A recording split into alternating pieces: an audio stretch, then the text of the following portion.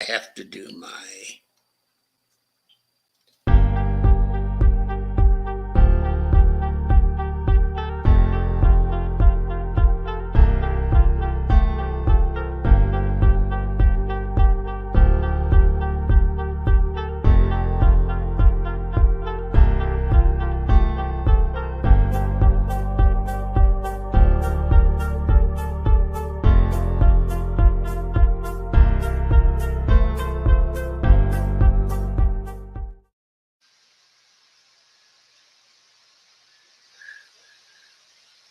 Trump had to pay that one.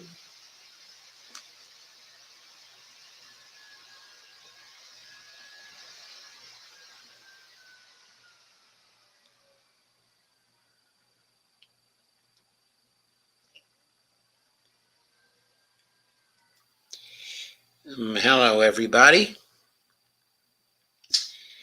This is Empowering Democracy, and I'm your host, Joe Firestone.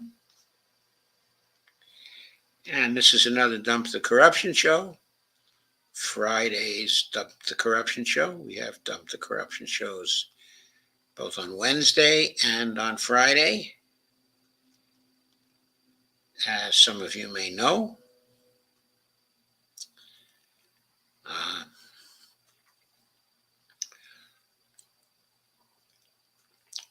and our topics for tonight are the evolution of Brett by Kavanaugh,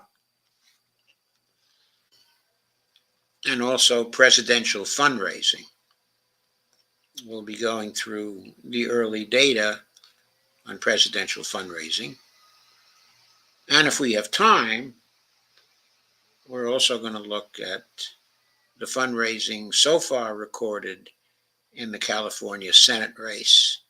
I did not indicate that in the description of this show, but if we have time, I think it'll be very interesting to go through that. So I'm going to start out with a piece I picked up at Reader Supported News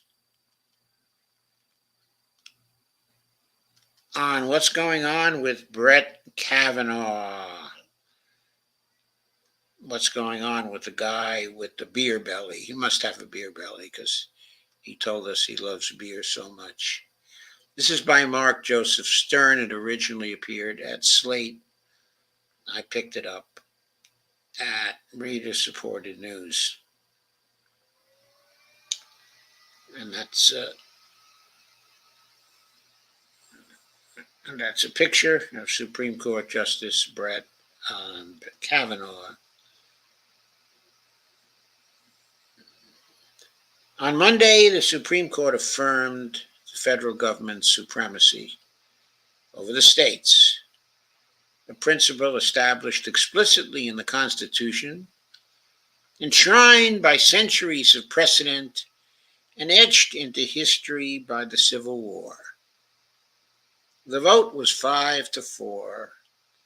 4 dissenting justices would have allowed the state of Texas to nullify laws enacted by Congress pursuant to its express constitutional authority over immigration that direct federal law enforcement to intercept migrants crossing the border.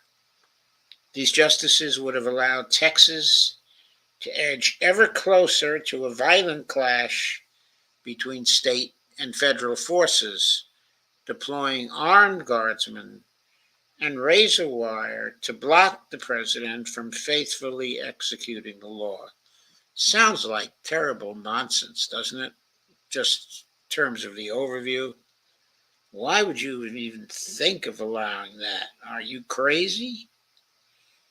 Well, it was no surprise that 3 of these dissenters, the crazy justices, Clarence Thomas, Samuel Alito, and Neil Gorsuch, sided with Texas, given their overt hostility to the Biden administration's immigration policy, which verges on rejecting the president's legitimate right to govern.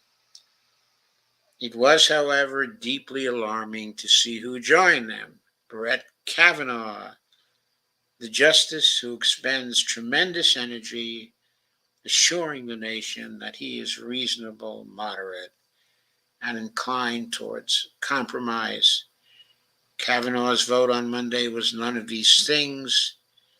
It was rather an endorsement of a state's rebellion against federal supremacy. Well, of course, the other three justices also endorsed that, right? But here the focus is on Kavanaugh, I guess.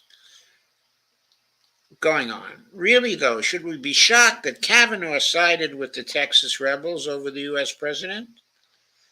Maybe not. After spending his first few years on the bench, role-playing as a sometimes centrist, Kavanaugh appears to be veering to the right.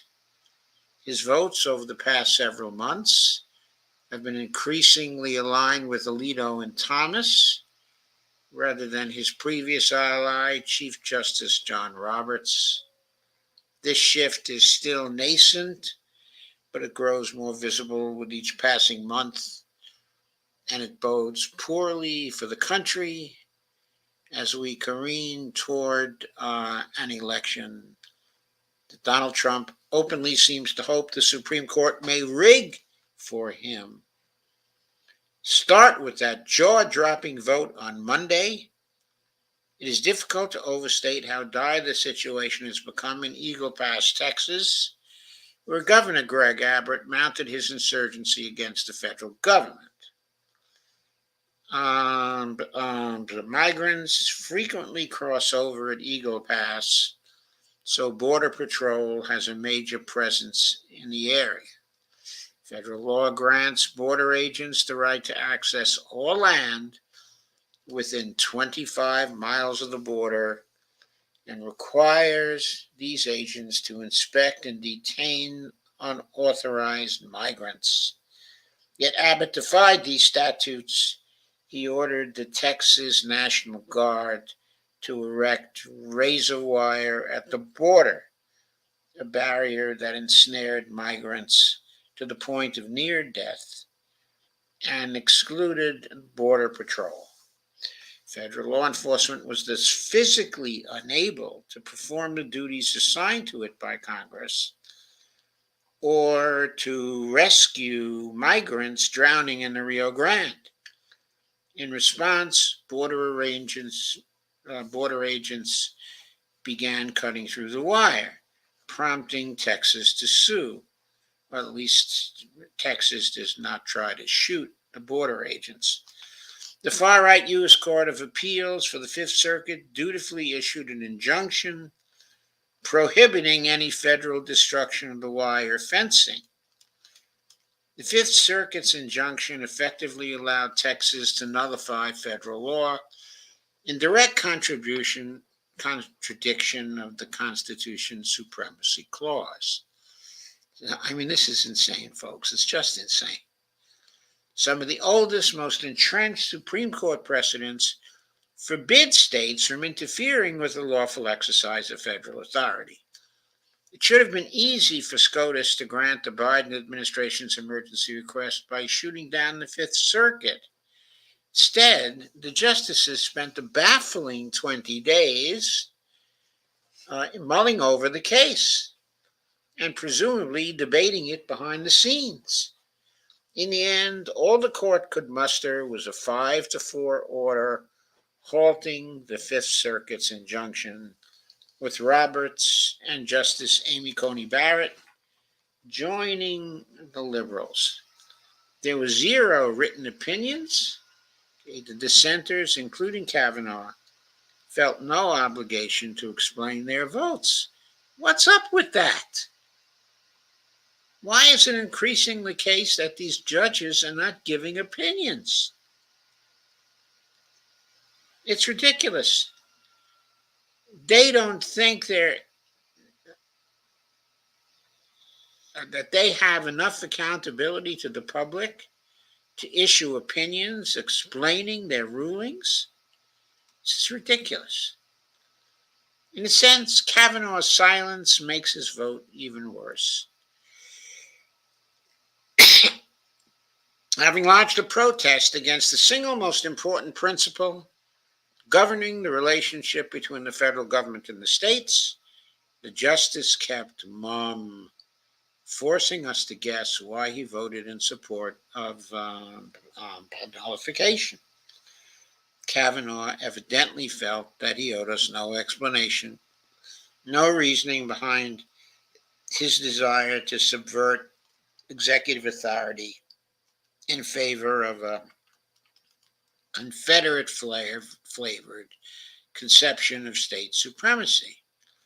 His extremism was therefore compounded by an arrogant refusal to justify power with reason, an attitude fit more for a king than a judge.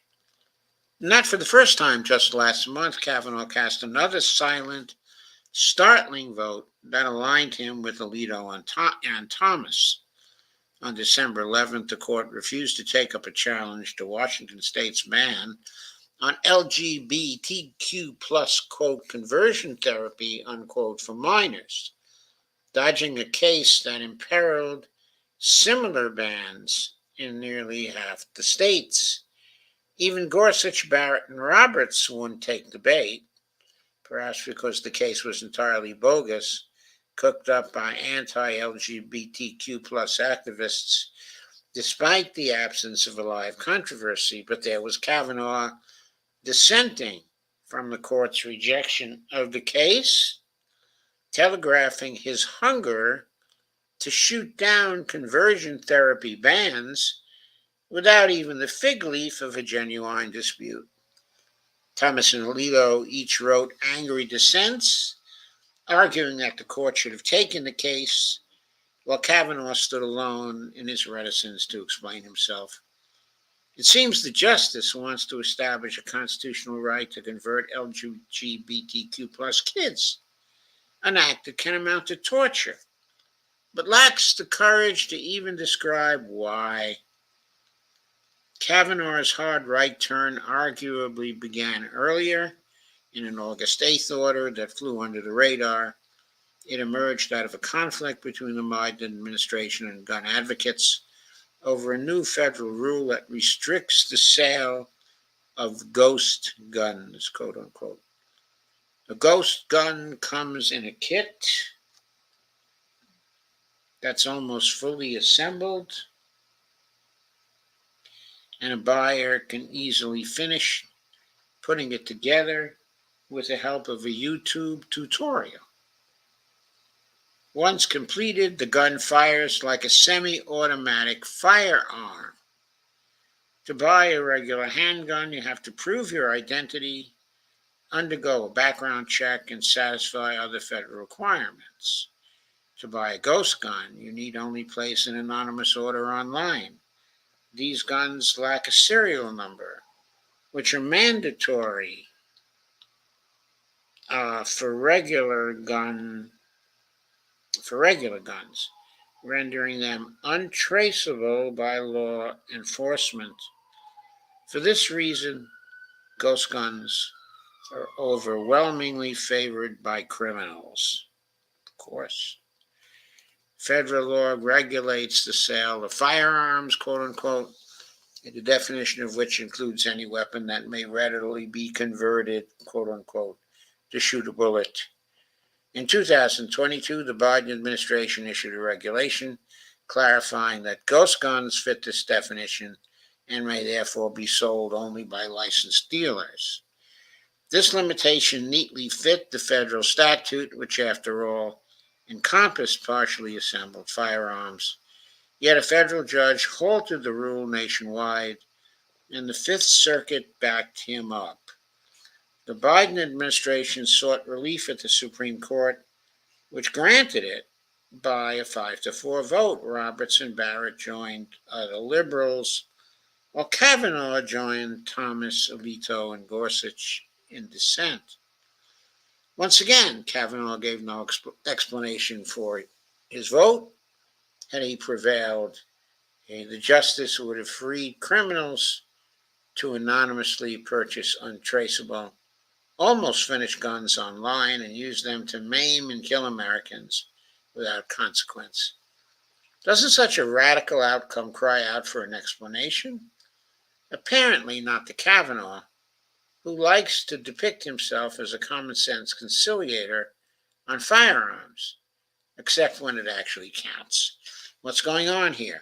One possibility is that Kavanaugh moderated himself during his early years on the bench in the hopes of salvaging his public image after furiously assailing Democrats during his confirmation hearing.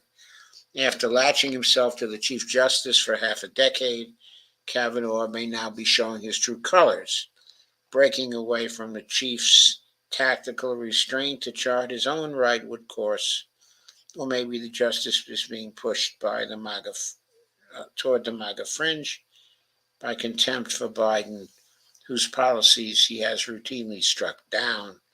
Kavanaugh was, after all, a Republican political operative in his past life. It has always been doubtful that he truly slipped his partisan moorings when donning the robe. Trump's lawyers put this less subtly, saying that Kavanaugh will soon, quote, step up, quote, unquote, for the man who appointed him. If partisan discontent is driving Kavanaugh's growing alliance with the hard right bloc, the development has ominous implications for the 2024 election.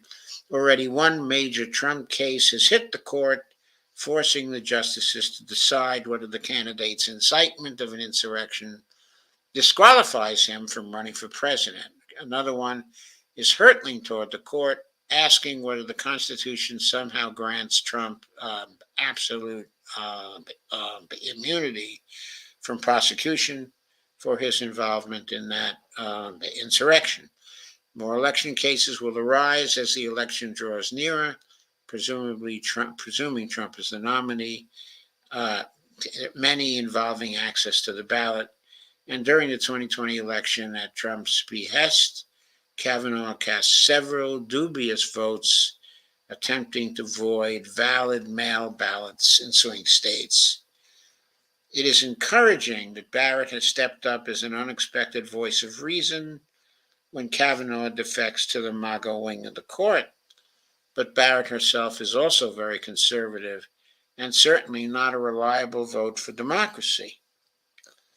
If a principle as fundamental as federal supremacy can only squeak by on a 5-4 vote, no law is settled and everything is up for grabs. And that, of course, is exactly how Trump wants it. Of course he does, because what will be up for grabs then will be the Constitution and Trump's ability to get himself created a dictator, and the possible support he can get from a Supreme Court, to which he appointed 3 justices. So, this drift to the right is particularly alarming because, given the wholesale bribery that has been taking place on the court, from a dump the corruption point of view, we certainly have to raise the question of whether the move to the right actually measures Kavanaugh as being bought over a period of time. This article looks at it as kind of an evolution, that Kavanaugh in his first years in the court was playing a part, and he has been evolving to his true self, but it's basically a personal evolution. What I'm pointing out here is that it may not be a personal evolution. He may be getting paid well for his moves to the right. It's believed, I think a lot of people believe, that all 6 of the Republican justices including Roberts and Barrett, okay, and Kavanaugh, have been on the take for some time from wealthy contributors, as have Thomas, okay, Alito, and Gorsuch. Uh, so that is what may explain what we have been seeing here. So with that suggestion, let me move on. Hi, Kay, and hi, Steve. Let me move on to the issue of presidential financing and what the financing records, as shown by Open Secrets, actually show.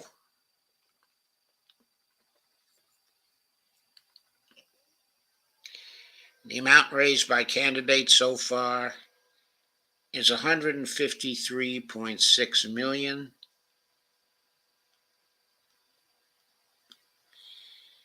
Here's kind of an overview. Okay, Joe Biden has raised the lion's share of that money, 60,222,460 in candidate committee money, and in outside money close to $21 million. That puts him at roughly $81 million raised at this point. Donald Trump has raised a good deal of money, $57 million and $15 million. That's a total of $72 million. He has a lesser amount, okay, of outside money than Biden, nearly the same in candidate the committee money. So Biden retains then a relatively small lead over Trump, 81 million to 72 million. There's Nikki Haley in third place, okay, according to this. She has raised about $37 million,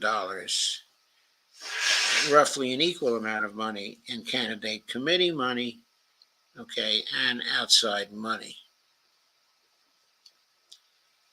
So that's a fair amount of money that she's raised. So the first three are far ahead, okay, and Nikki Haley, even the third candidate, is far ahead of the fourth, who is RFK Jr.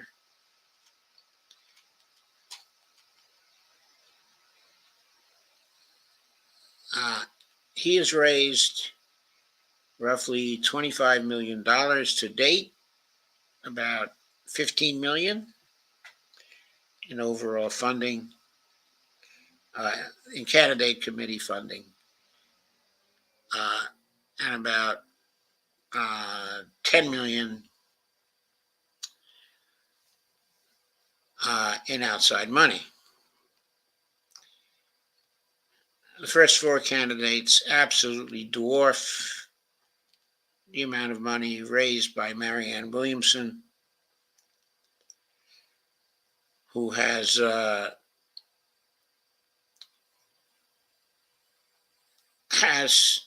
almost $2.5 million in candidate committee money and no outside money supporting her. So she is by far the poorest of the candidates. Except we don't have data on two more recent candidates. There's no data on Cornel West yet, who's running as an independent candidate, and there's no data on Dean Phillips. Now, Dean Phillips is a very, very wealthy man, and he may be spending a lot of his money at this point, of his own money, but we cannot say because there's no data. in this. So I want to get into more specifics now. Just to see more of what is going on. So this is Joe Biden's page. Oh, I'm sorry, I haven't been sharing. Oh no, I guess I have been sharing these pages with you. Good.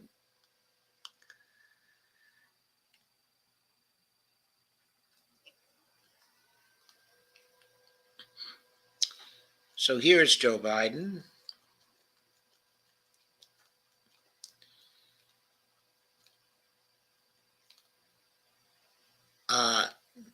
This gives fundraising totals.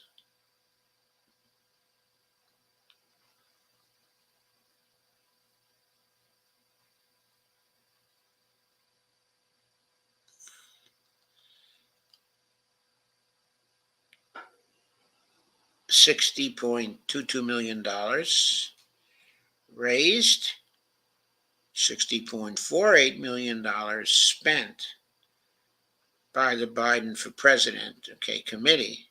So it has spent more than it's raised. Biden is also supported by American Bridge 21st Century, which I imagine is a PAC.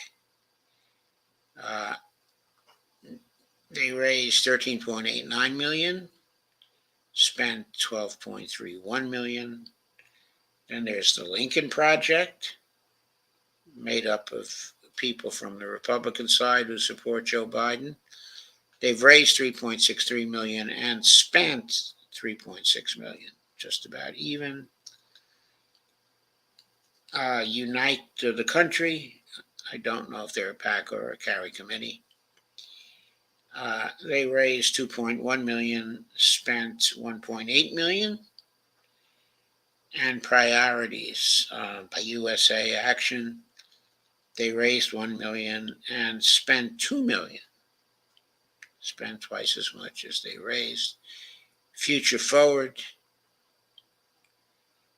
USA. They've raised $67K and spent $56.8K. So they're not in the millions at all. So that's the breakdown of how the fundraising went and how the spending went.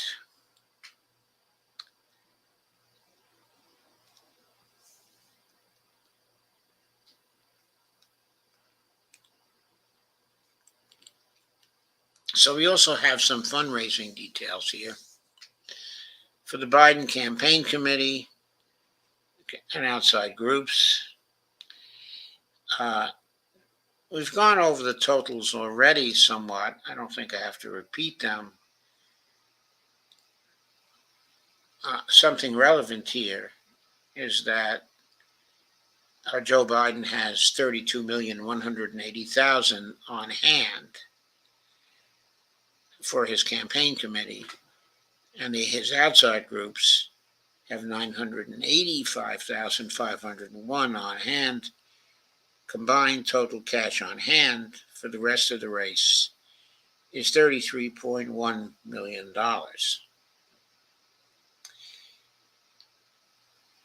And the date of these reports is September 30th, 2023, and November 13th, 2023.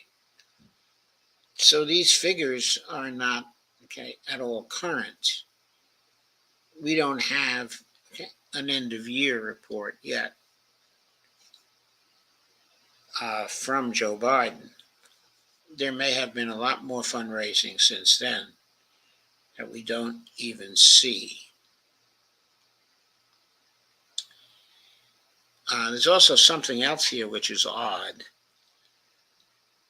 In Joe Biden's campaign committee totals, there's $49.4 million, 76.43% in an other category. We don't know what's in this other category. It has no detail. There's another category, small individual contributions less than $200. Okay, that amounts to 9 million. That's 14.01%. Then there are large contributions, in other words, 200K and over. Those are $6.1 million, 9.55%.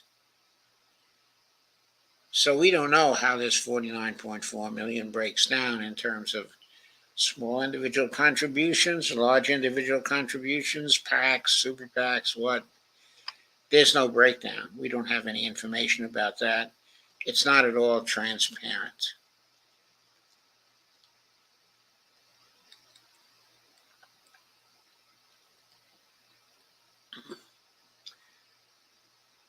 A little more light is shed. Biden for president, his campaign committee raised 60.2 million going to the outside groups. American Bridge 21st Century, a carry committee, raised 13.9 million. The Lincoln Project 3.6 million. Also Unite the Country 2.1 million. Priorities USA 1 million. And Future Forward 67,000. I guess we had some indications of that. Okay, a little earlier. I'm going to go over industries now. See if we can find out anything more. 9 million from retired people. 8.6 million from Democratic / liberal groups. 4.9 million from securities and investment. 2.9 million from lawyers and law firms. 1.6 million from education groups. 1.7 million actually, closer. 1.3 million from real estate interests. 1.3 million from health professionals. 1.2 million from electronics manufacturing and equipment.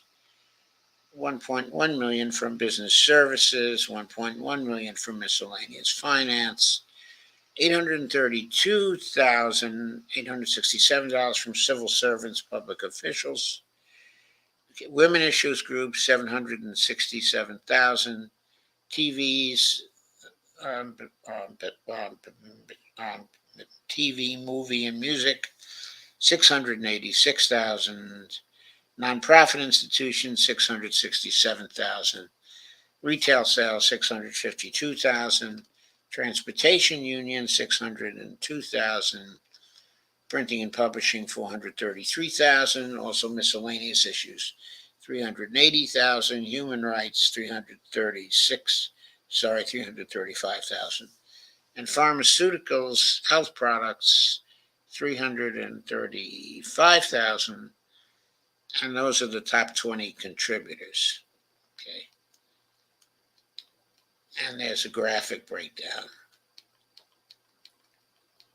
of those figures.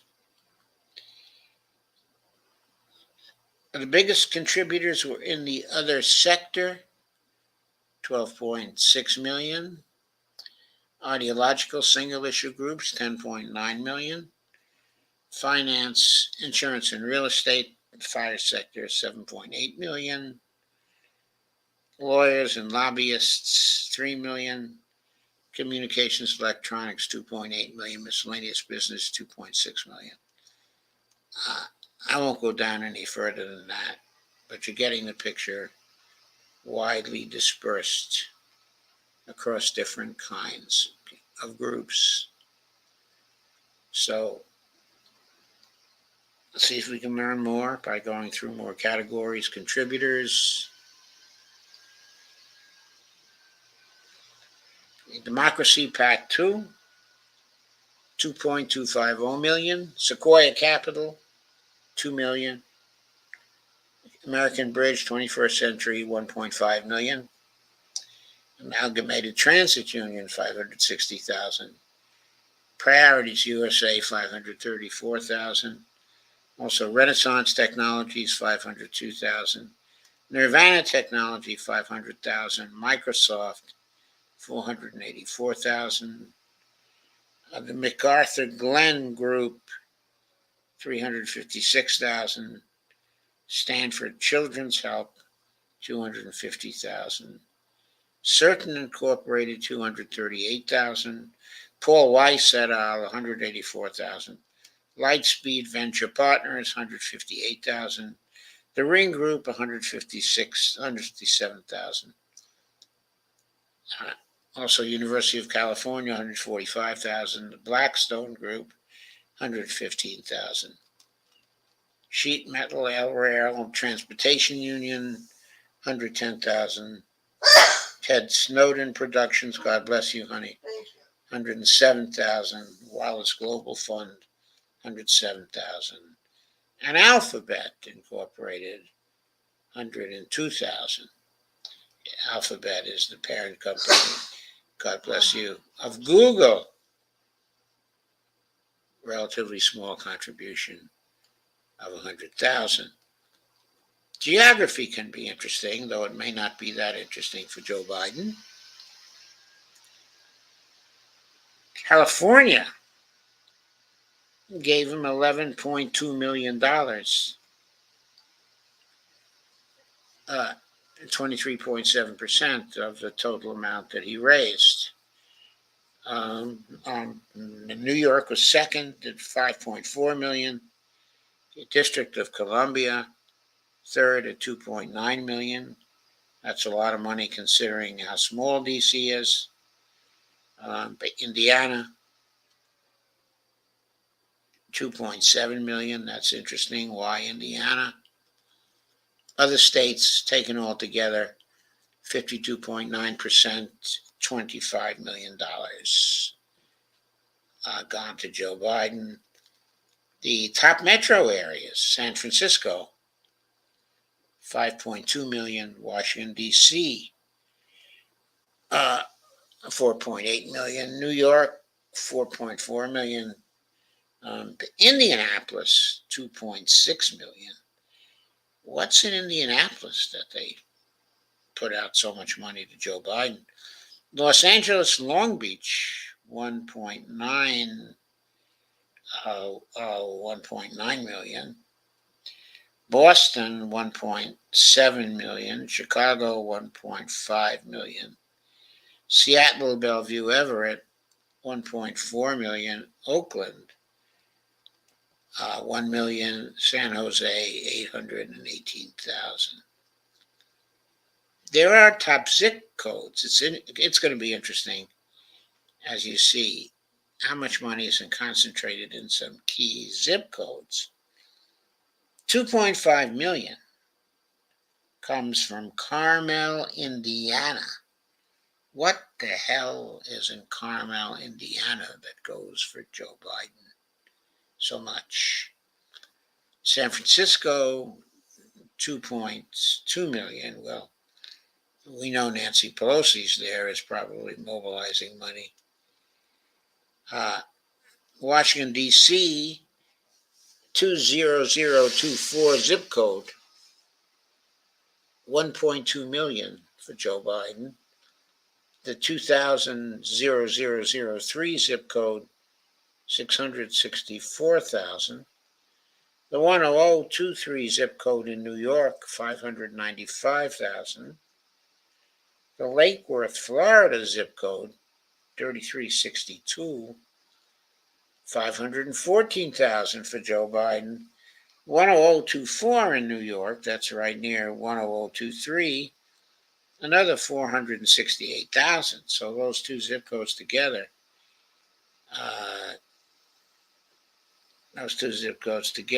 give Joe Biden more than $1 million. Menlo Park, California, 339,138. Redwood City, California, 260,662. La Jolla, California, 250,000. San Francisco, California, 213,000. 10008, Washington, D.C., 208,000. 10011, New York, New York, 196,000. 9025, which is LA, 196,281. 02116, Boston, Massachusetts, 195,340. And McLean, Virginia, 22101, 192,881. Park City, Utah, 182,881. Another New York City, zip code 10028, 179,267. 10025, another New York zip code 178279. Two California zip codes 94111, 94104. 176,490 and 173,140, respectively. There are others you can see, though the dollars are concentrated in relatively few zip codes in certain cities. That's where contributions come from.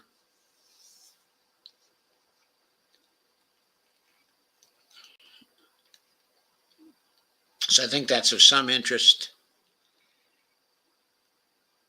Now let's go to demographics.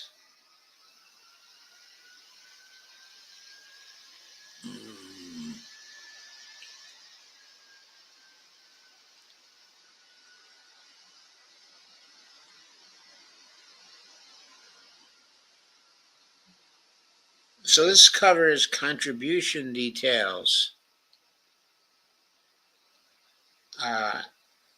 in people who contribute more than $200.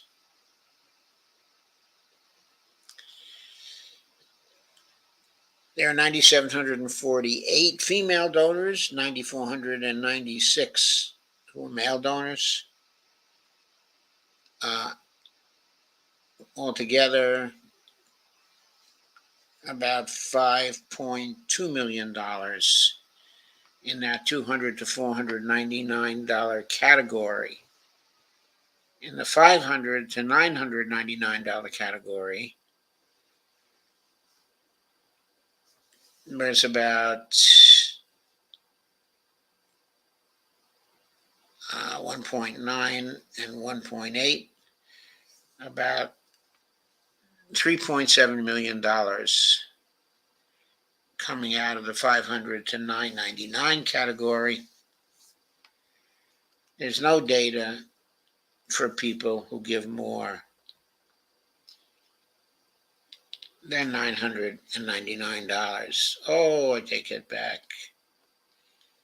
There's data for people who give more than $5,600.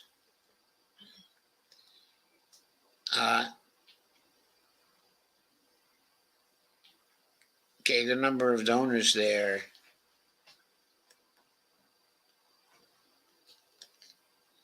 is that the number of donors? Let me see. Number of female donors there is 529, and number of male donors is 800. Okay, and 99. Totals raised.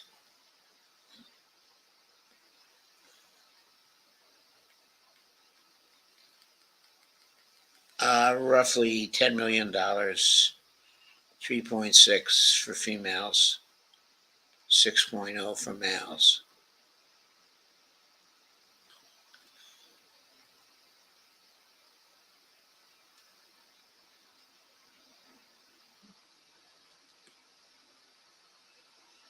I'm looking at expenditures now.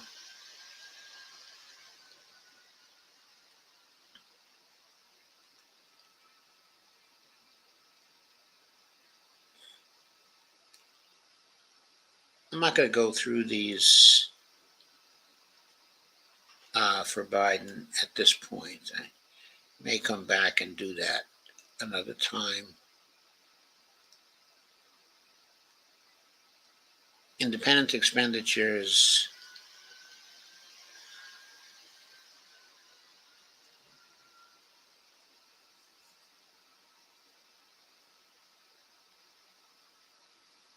So this gives independent expenditures supported, okay, and opposed. There's Americans for Prosperity Action. They oppose Biden, and they've uh, already spent $9 million to oppose him. And Make America Great Again has spent $7 million already to oppose him. DNC Services Corp has spent $4.5 million to support him,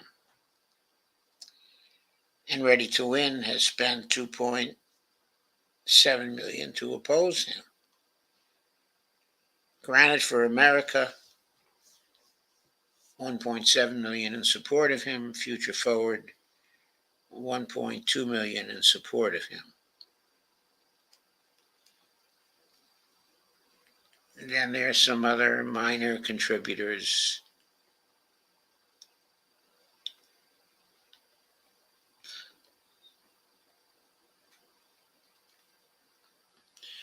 So, those are Joe Biden's figures. Now let's look at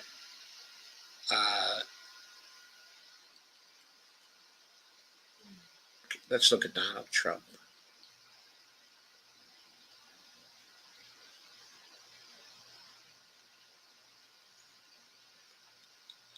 Oh, I see.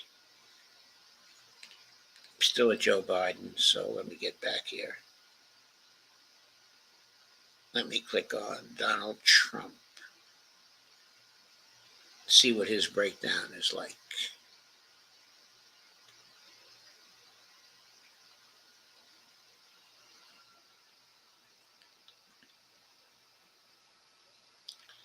Let's see if I'm still sharing this.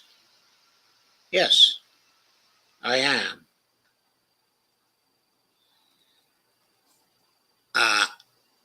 So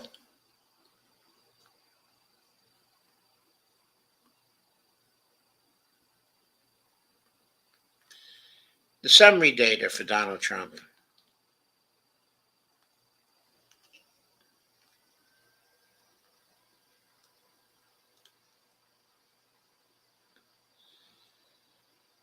Okay, Donald Trump for president 2024. That's, of course, his campaign committee.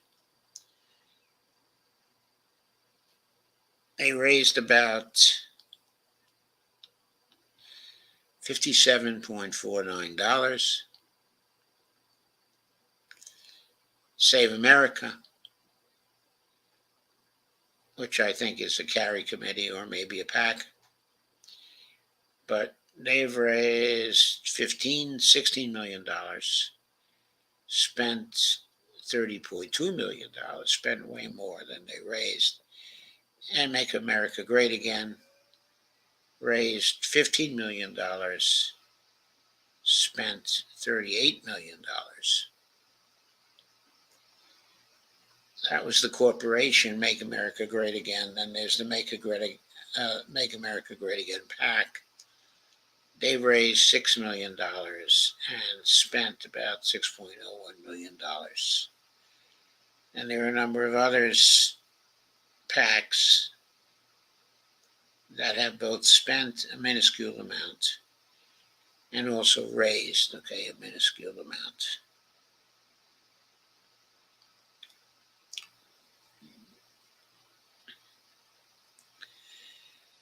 So, the total raised by campaign committees for Donald Trump is 433,613. The total spent, this is by the campaign committee and outside groups, is 94,708,000. And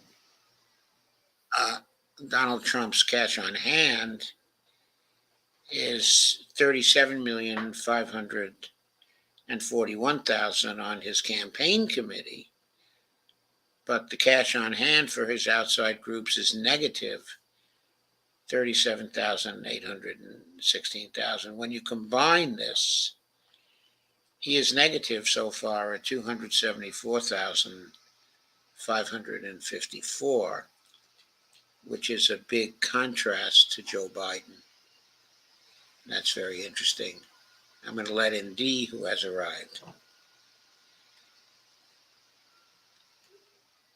Hello. Hello, how you doing? I'm doing fine, thank you, D. Here is D Pierce from Around the World with D and Friends, and she is joining me for this examination of presidential fundraising, having recently finished her own show Around the World with D and Friends. So, how did the rest of the discussion go? It went very well. Madeline pretty much lost her voice after a while.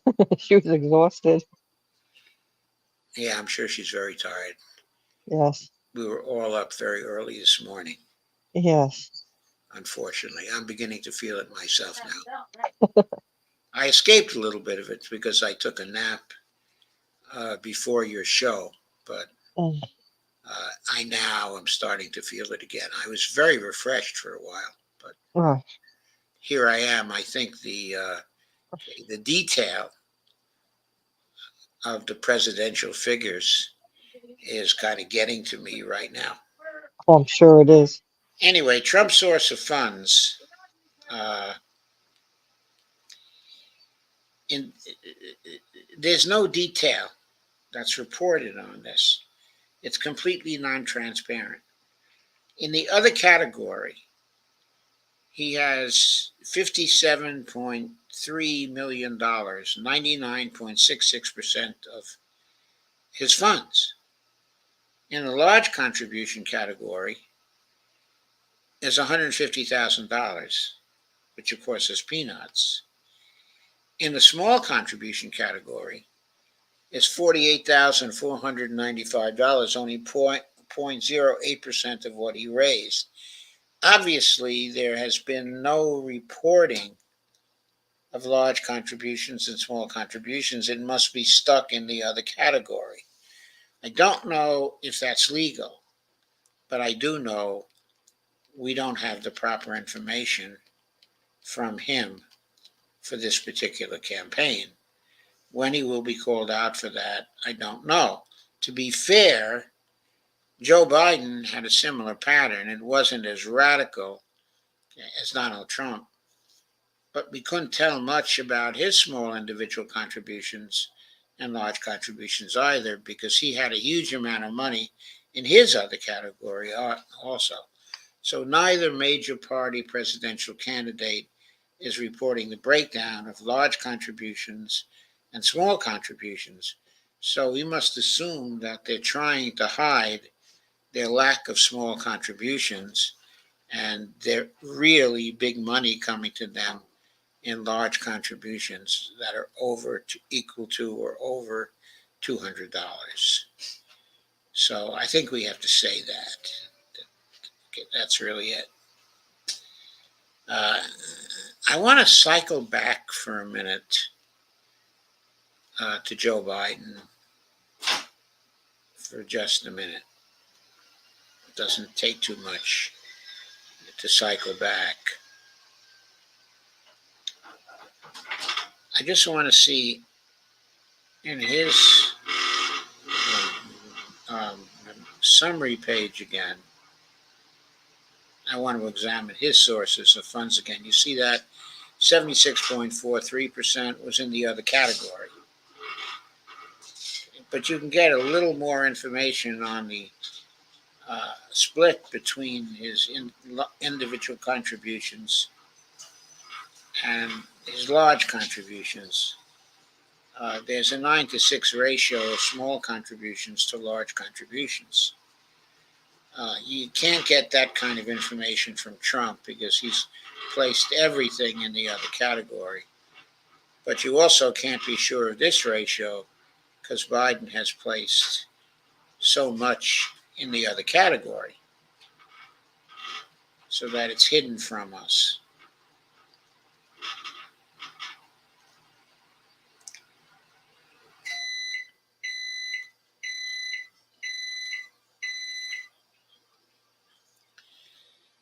One thing seems clear, though.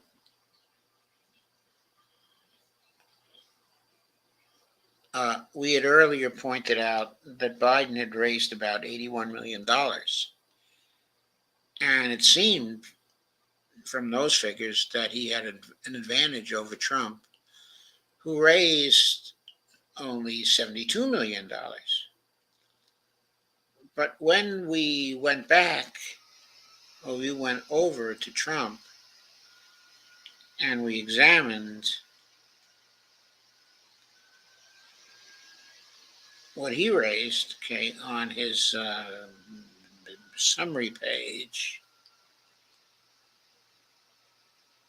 we noticed that total amount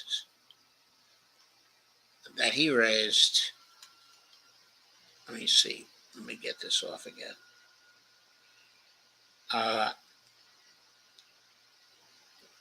Here is $57 million, $15 million. That's his $72 million. But then there was another $14.6 million. So then that becomes, let's say 72 and 15, that becomes suddenly $87 million, which of course is more than Biden raised. And then there's another $6 million from the Make America Great Again PAC. So that comes to what, $93 million. And there are some smaller contributions. That jibes with the overall total we saw before of $94 million up here. Total raised, $94.4 million. Total spent, $94.7 million. And cash on hand was minus.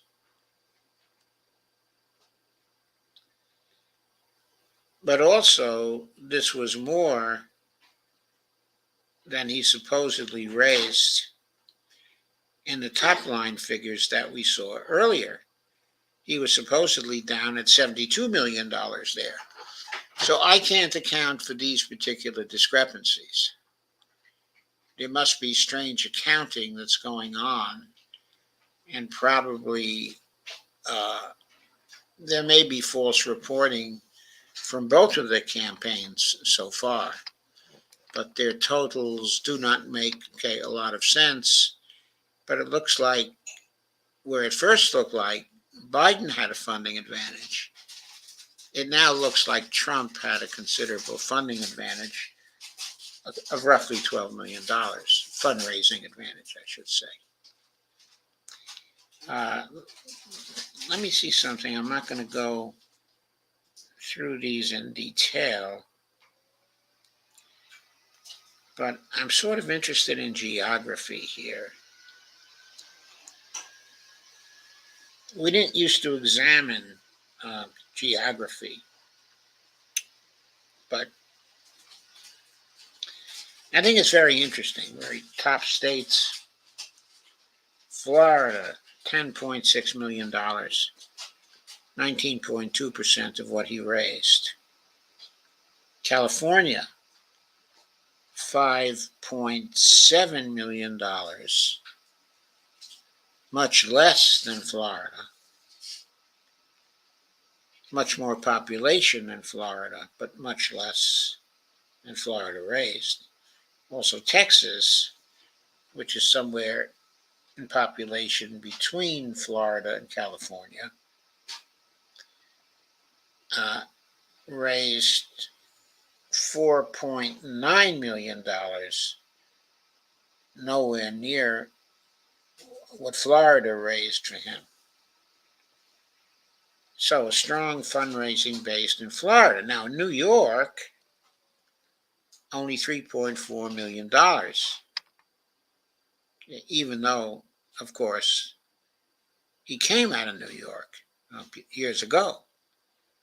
It's obvious that his base of fundraising has been shifted to Florida. In other states of the Union altogether, about $30 million. We learn more from the metro areas. $5.5 million from Tampa, St. Petersburg, Clearwater alone for Donald Trump. That outraises the New York metro area, which is much larger, of course, $2.9 million. Las Vegas, $2.5 million, a relatively small metro area.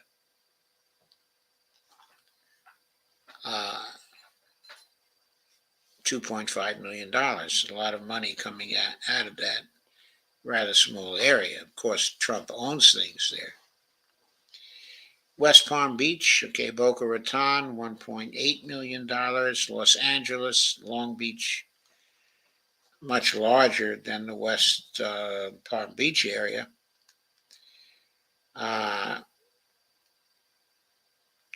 And we see $1.1 million coming out of there. From Dallas, $1 million.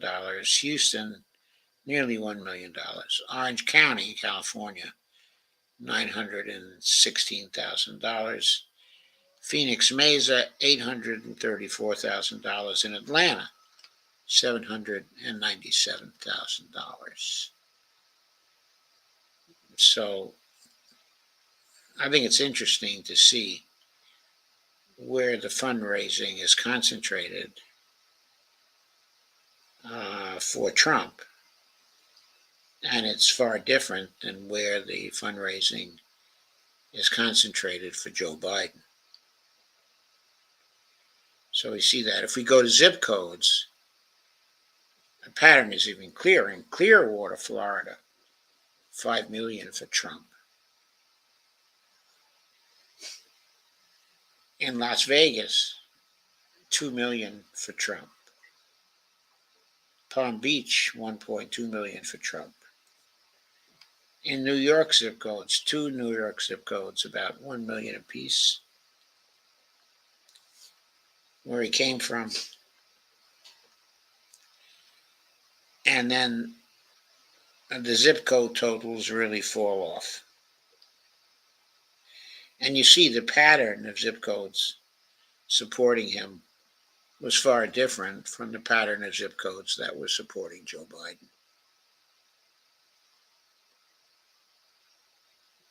So the geography is very different. Demographics.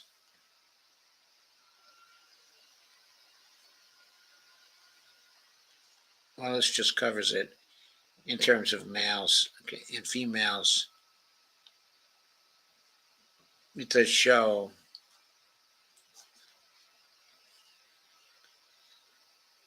that most of Trump's money comes from the 500 to 900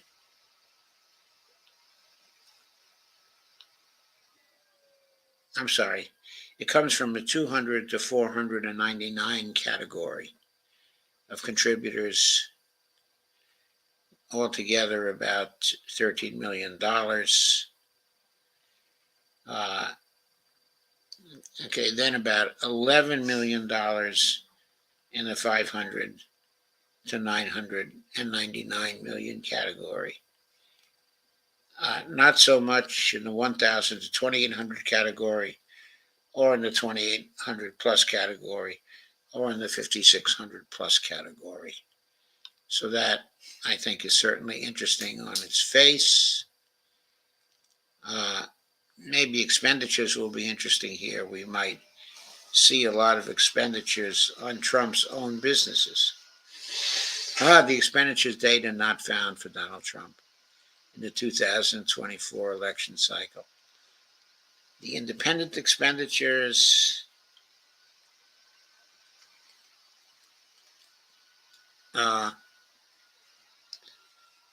there's one group, the Make America Great Again people. They support Trump to the tune of $9.4 million. But Americans for Prosperity Action opposed Trump. They spent $9.6 million against him already. The Win It Back PAC has won has spent $6.5 million already. Tell It Like It Is PAC, $2.9 million. The Future Forward USA PAC, $1.3 million. That's all against Trump. So the interesting thing is that in independent expenditures, there's a big disadvantage for Trump. It's like, maybe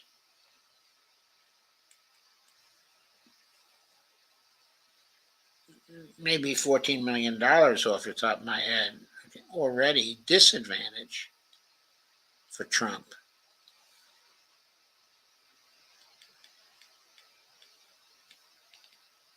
He was told he had to pay $83 million to that woman.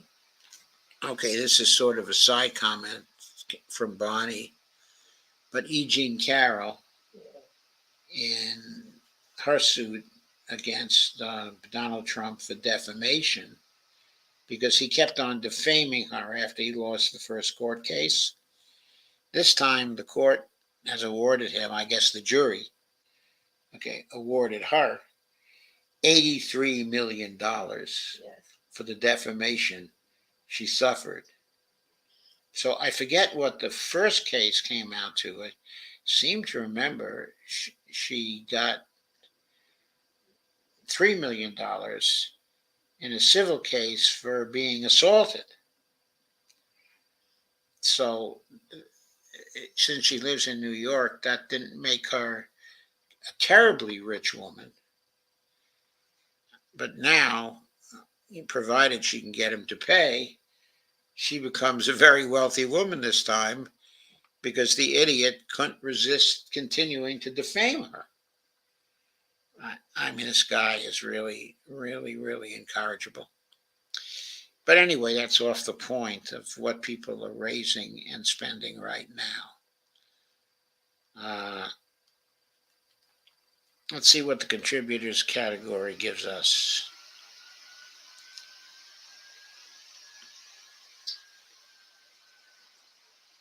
We have names like Westminster Management, also NFL franchise owner, each of those $1 million.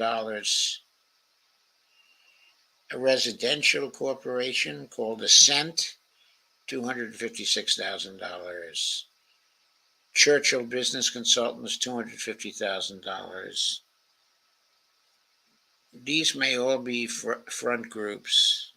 Well, I don't know. I can't really say who they are.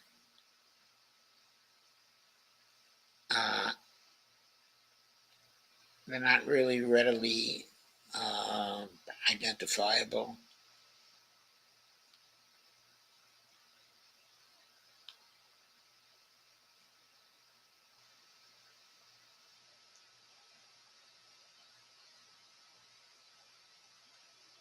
Maybe we can get more information from industries.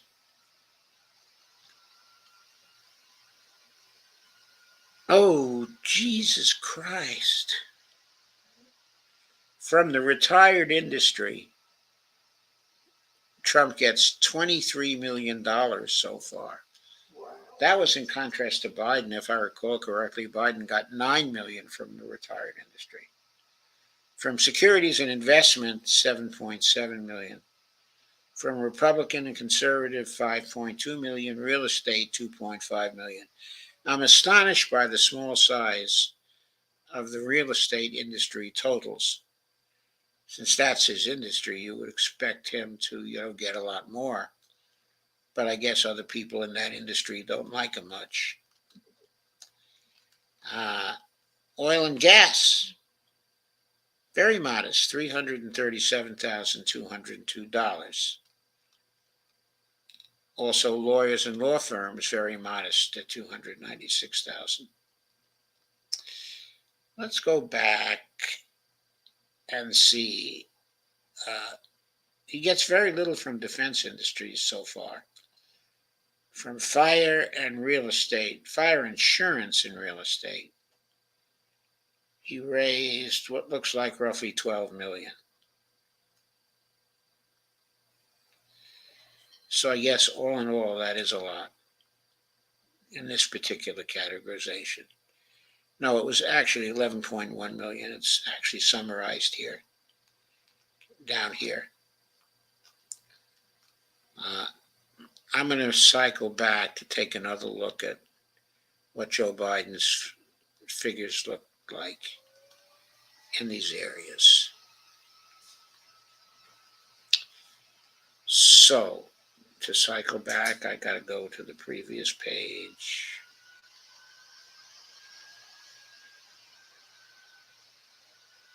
Oh, I really got to go back further. I have to go here to cycle back to Biden. But I'm interested now in looking at the industries for Biden, seeing how different they are.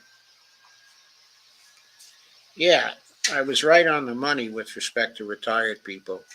$9 million, which I thought was a fairly large amount, but it doesn't really compare to Trump's figure of 23 million.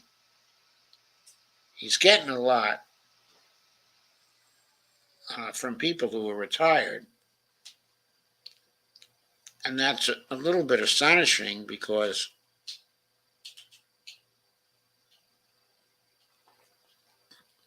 if they get Trump in once more,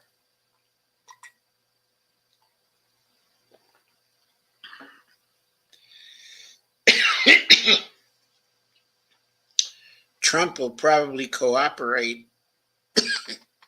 with Republicans in the House and Senate to privatize people's Social Security.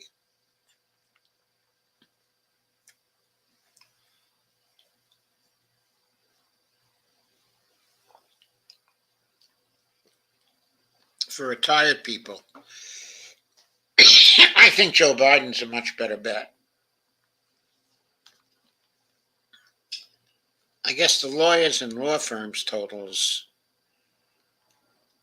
are pretty similar for both of them. I thought we would find that Biden's would be a lot more, but not so.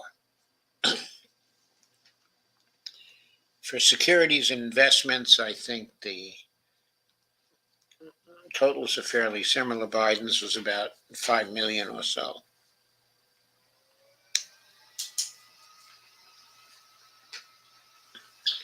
We remember fire insurance and real estate was big for Trump. It was about 8 million for Biden. I think I recall for Trump it was in the 10 million area, so it's actually larger for Trump, which makes sense.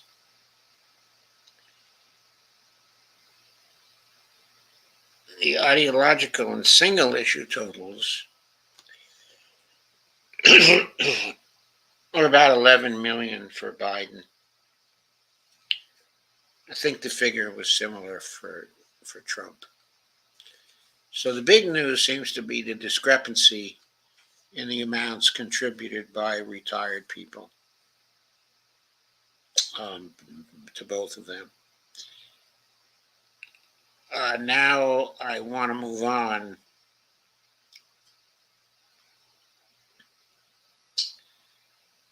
I want to move on to other candidates. I'm obviously not going to spend as much time on all of them. But I am curious where Nikki Haley gets her money from. I hope you are too.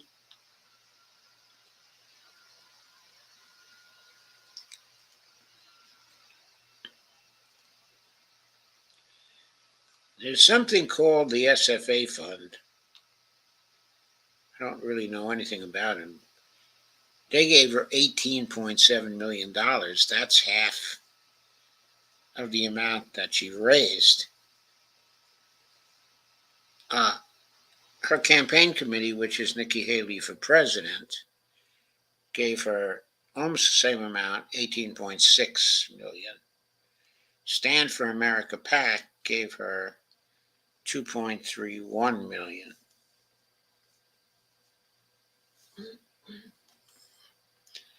So she raised altogether maybe $40 million, 39.6 million. Total spent 10.8 million as of the date of these figures, which was November 13th, 2023. So these are not recent figures. They don't reflect what she spent in the primary contexts she just went through, but they tell us what kind of cash on hand she had for those primary contests. And the answer is about $29 million. So that's kind of interesting. In the sources of funds, large contributions, 57.3%. Contributions in the other category, 24.42%. Of course, we don't know what's in that other category. Small contributions, about 18.28%. Small contributions are less than $200. So, she, of course, is mainly a candidate of large contributors. That is not surprising, or should not be surprising. The SFA fund is a carry committee, pro Nikki Haley. Carry committee is like an outside group. And they were supporting her to a very great extent, of course, as we said. So there was a lot of outside spending for her then, I guess. Okay, a carry committee is not quite the same as a super PAC, but they're very similar. So that's where hers came from. Let's see if there's anything interesting we can find out here. Let's see where her industry is concentrated. Again, retired was big for Nikki Haley. What's interesting about this is retired people gave more to Nikki Haley, $13.7 million, than they did to Joe Biden. I find that fascinating. Securities and investment, about $4.9 million, similar figures. Substantial insurance company contributions. Oil and gas was small for her, and defense industry appears to be small for her. Pro-Israel groups, 146,000. The fire sector, 8 million for her, less than for Biden, less than for Trump. Almost nothing from defense industries for her. I find that very interesting. I hope you do too. Ideological single issue groups, not big for her, only $2 million. Nowhere near for either Trump or for Biden. So I think that's of interest. Let's see geographically where she focuses, where her contributions come from.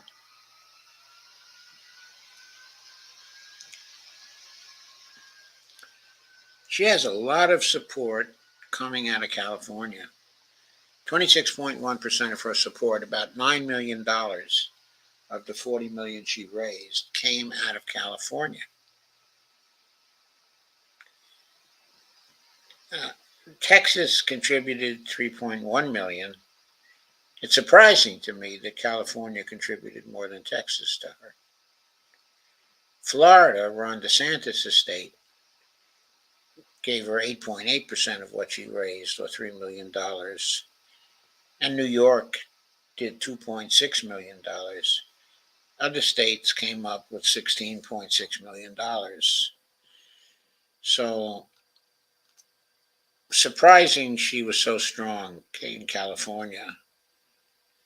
Metro areas, top metro areas. I think that's very illuminating. San Jose, that's where Silicon Valley is, of course. $5.1 million. A lot for her. 2.5 times as much as she got from New York metro area. She also got $1.4 million from the San Francisco metro area, $1.3 million from Orange County.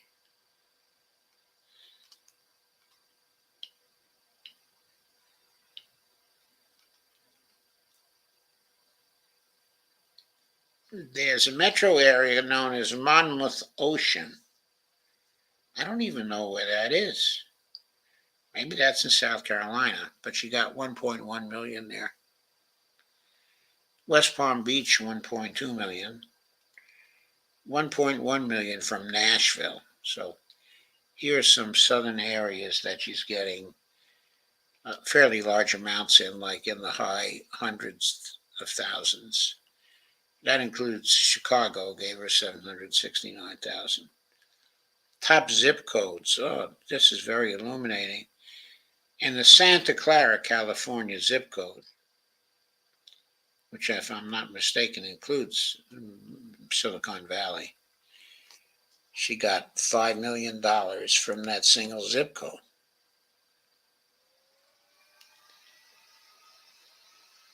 San Mateo, California, 1.3 million. Newport Beach, California, 1.0 million. From 10017 in New York City, she got $1 million.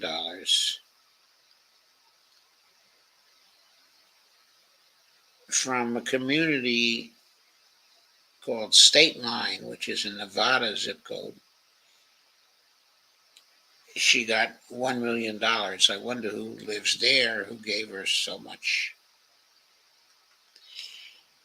And $1 million from Colts Neck, New Jersey, zip code 07722.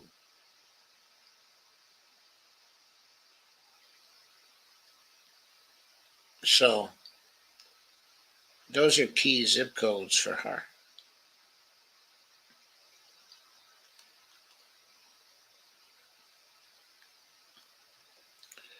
I always find it surprising how much money can come out of one zip code. When I go over these things, that's very, very interesting. Oh, it is. Yeah. Don't know yet quite what to make of it. I'm sure what it might come down to is a small group of contributors in a few wealthy zip codes who decide to take up the cause of a particular candidate, such as Nikki Haley.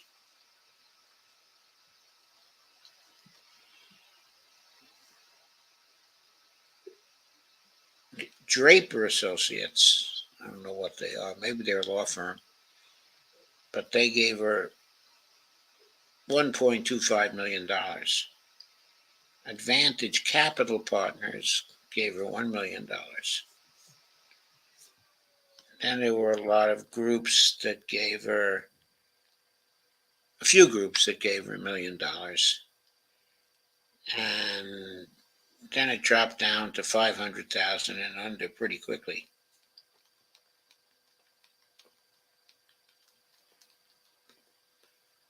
So we don't learn too much about big contributors from that. Anyway, I want to move away from horror now. Go back to the top line. By the way, it's obvious we won't have time today to go over the Senate race in California. I'll do that next week. But the next candidate who's raised considerable money,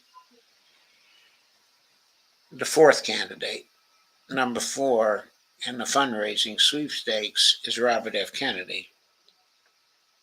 He's raised $25 million, not near as much as Nikki Haley, which I think is of some interest.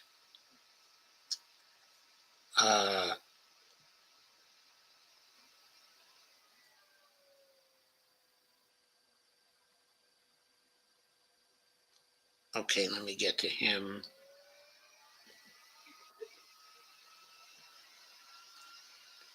Let's see, am I still sharing his thing? Yeah. Okay, I think I am. But let's look at his summary.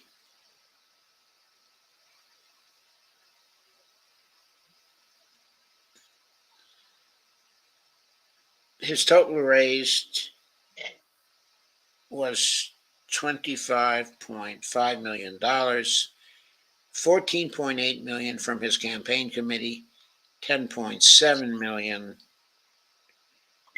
from outside groups. Total spent was altogether $9.6 million. So going into the campaign, and I don't know what he's spending now, but going into the campaign, he had, because these figures are from September 30th, 2023 and November 13th, 2023. So they're not recent figures. We don't have recent fundraising figures for him, say, until the end of the year. They're not there yet. He had nearly $16 million, okay, by that time. So that means that he had spent already $9.5 million, but he had $16 million left for December up to the present. Of course, we don't know what he's raising now. But his large contributions were 66.29% of what he raised. His small contributions, 33.69%. So he's mainly been relying on rich people who can afford to give 200 or more to campaigns. He didn't try to hide his contributions in the other category. He didn't do any self-funding. He didn't get any federal funds at this point, which is not surprising. He has a campaign committee called Team Kennedy. That's the campaign committee that raised $14.8 million. There's a carry committee called American Values 2024. They raised close to $10 million. And then Common Sense, called the carry, which is also a carry committee, 711,284. And Heal and Divide, that's a super PAC, 228,441. So his story is really a fairly simple story. He relies more on large contributors. Let's see if we can find out where he fits in with respect to industries and with respect to contributors. Securities and investments, 5.7 million. We've seen that figure a number of times now, a similar figure in that category from Trump, from Biden, from Nikki Haley. His business services total is also similar to others. But retired people, his total from retired people is notably small compared to the other four. You would think that, retired people would really like the Kennedy name Mm-hmm. and go strongly for him, but that's not what's going on. Uh, there's something funny about the reporting of these figures, though, because when you get to the chart, finance, insurance, and real estate amounts to $6 million. Well, that kind of doesn't quite square.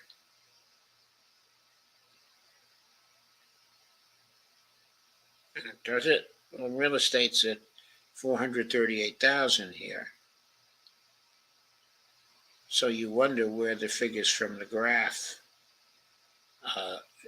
where they come from.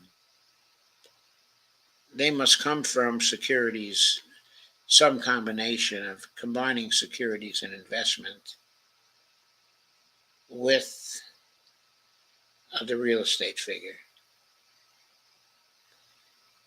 to come up with the fire sector,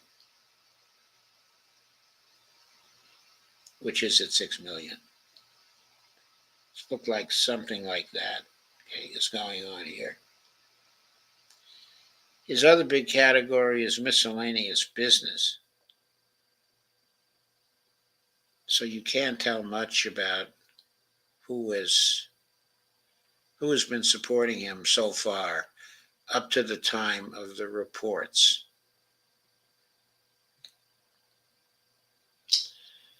But here, what I want to look at is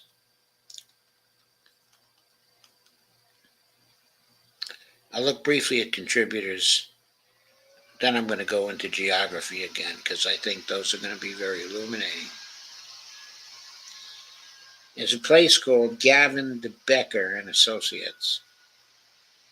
I wonder if that's the law firm that he's been doing his work in. I think it probably is. But $4.5 million for his campaign came out of that firm.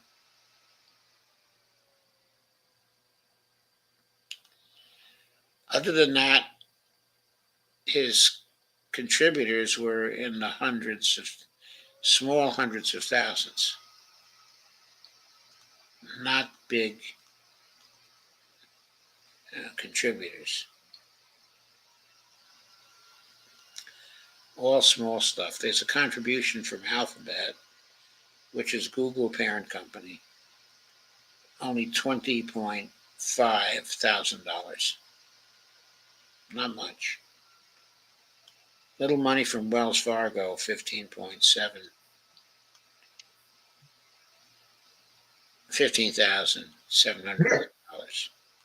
Not 15 million, 15,000. His American Value Super PAC, 15,265. Not much. Let's look at geography because I've seen that before and I know it's illuminating.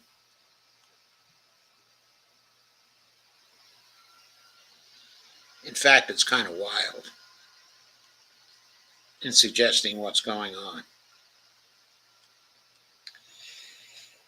So his number one state is Wyoming. Who lives in Wyoming who's giving him big money? What the hell is going on in Wyoming? Who knows? None of the other people we covered so far have big dollars coming out of Wyoming. No. His number two state is Hawaii. Same comments, for Hawaii. $4.6 million coming out of Hawaii. Now, he's based in California. The fact that he's got $2.8 million coming out of California is not too surprising. Now, he had a lot of money coming from that law firm,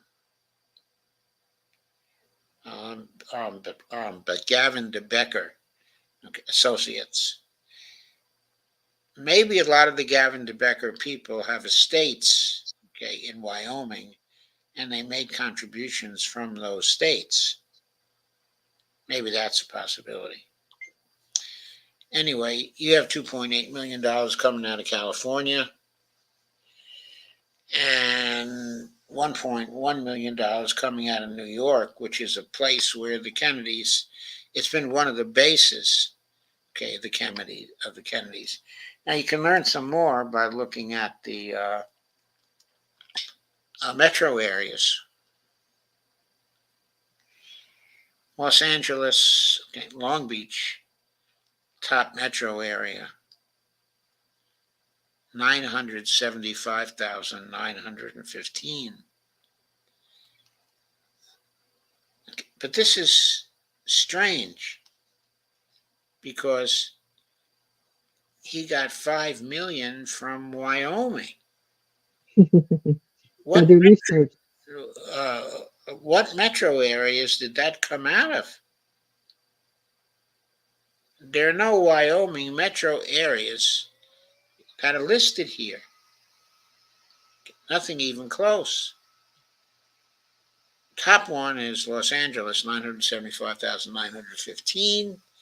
There's New York, 850,649. San Francisco, 364,672. That's not surprising.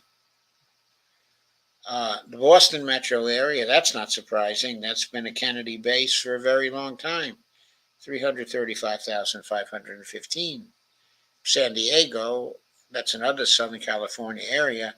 Bobby Kennedy's been based in Southern California.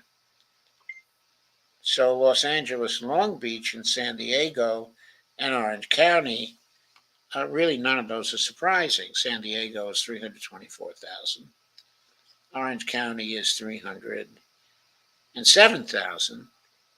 So between the various California metro areas, there's 975,000, 364,000. So what is that, about 1.3 million? And then there's San Diego. That's about 1.6 million. And so let's round it off at $2 million from the California metro areas. That sort of squares with 2.7 million he got out of the state of California, 2.8 million out of the state of California.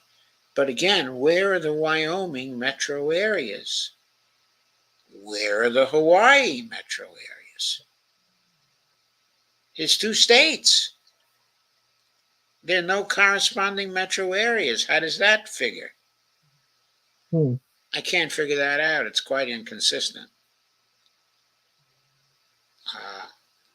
Anyway, I thought that was interesting.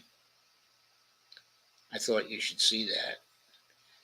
Okay. Now, when we get into zip codes, that's really interesting. Oh, definitely. 82331 Saratoga, Wyoming, zip code, $5 million for Bobby. Kula, Hawaii, 96790, $4.5 million for Bobby. Now, the zip code Kula, Hawaii, I believe, is on Maui.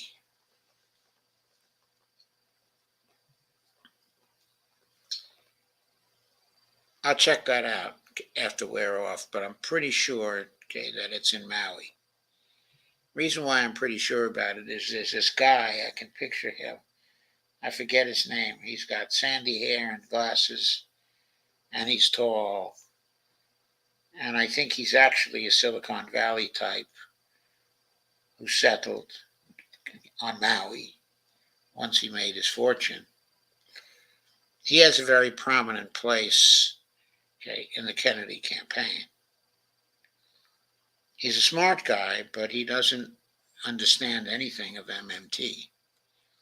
But you can tell he's a pretty smart guy. Uh, Very interesting when he gives a rap about something. Gee, I forget his name. He was interviewed by somebody prominent, okay, at one time. Anyway, he's a big supporter, okay, of Bobby. But who the hell is it coming out of Saratoga, Wyoming? Hmm. Now, the Adelson fortune uh, is based in Las Vegas. That's where Miriam Adelson lives. She still runs the Adelson casinos in the Las Vegas area. I think she sold one of them, but I think she still owns some there. Okay, and in Macau. I know the Adelson fortune has shrunk somewhat because I checked it out the other day.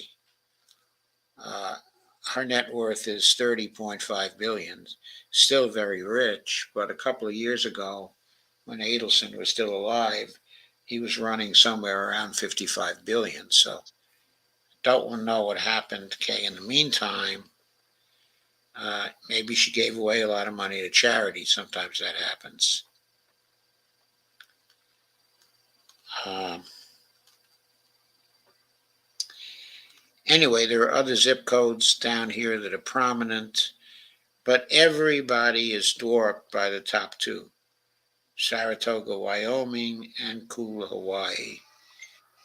And so you have to wonder if there aren't very big contributors in those two zip codes that are accounting for 40% of the money Bobby raised. And you wonder who they are. So I might, try to run those down and see who he's beholden to. Got to make the point, though.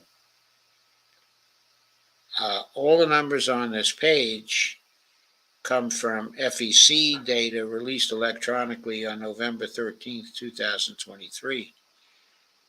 We don't have any data after November 13th, 2023. So we don't know who any of these candidates may be sold out to in December and January, okay, up until now. We need an update of the FEC data. I've suspected for some time that Bobby uh, got bought on Israel by the Adelson fortune. There's no indication of that here, unless some of the Adelson fortune is hiding in Wyoming and Hawaii in those two zip codes. Interesting to speculate. But I went to Adelson's page, okay, in Wikipedia. Mhm. She lives in Nevada. Yeah. Yeah.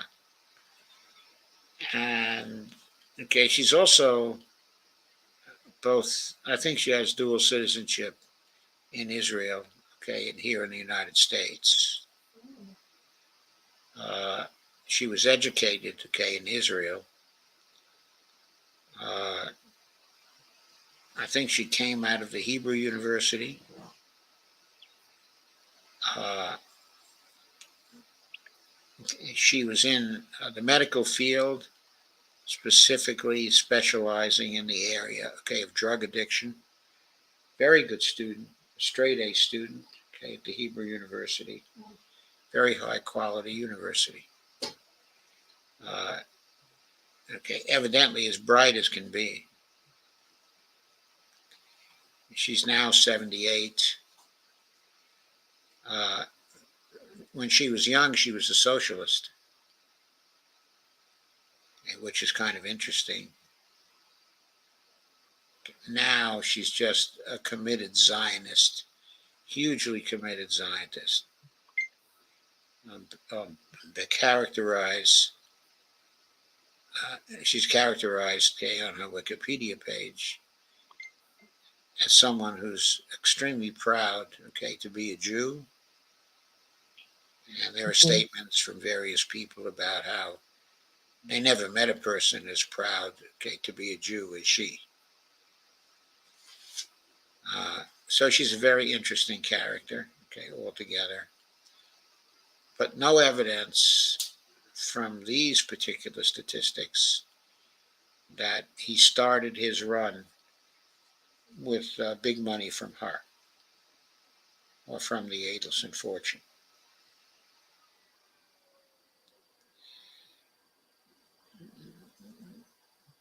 So,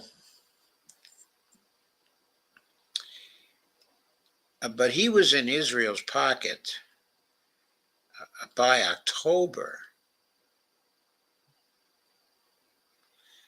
Okay, by October 9th, 2 days after the October 7th attack.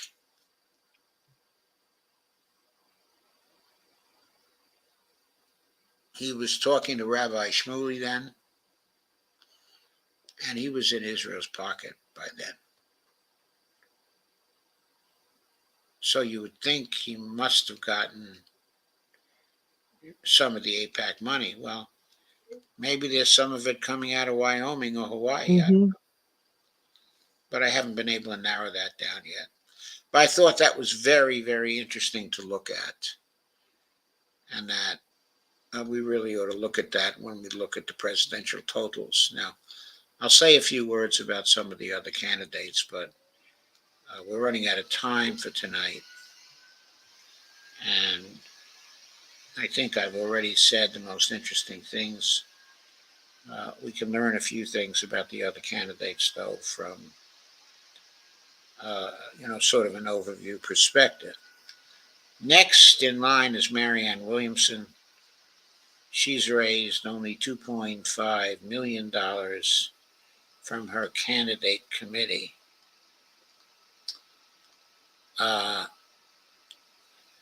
You would think maybe she raised most of her money from small donations.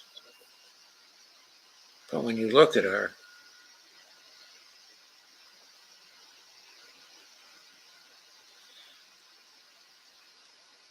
it's split. She did raise a lot of her money percentage-wise from small donations, almost 48%.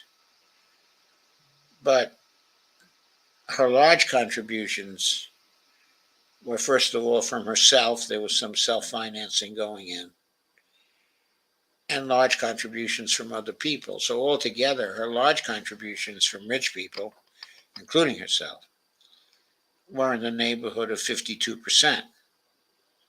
So the break was 52% from large contributors to 48% from the small contributors. So she does not rely primarily on small contributors, which is interesting. I think she doesn't compare to the others in fundraising, not even, okay, in a remote way. And you have to conclude that she doesn't have enough money to get her message out there.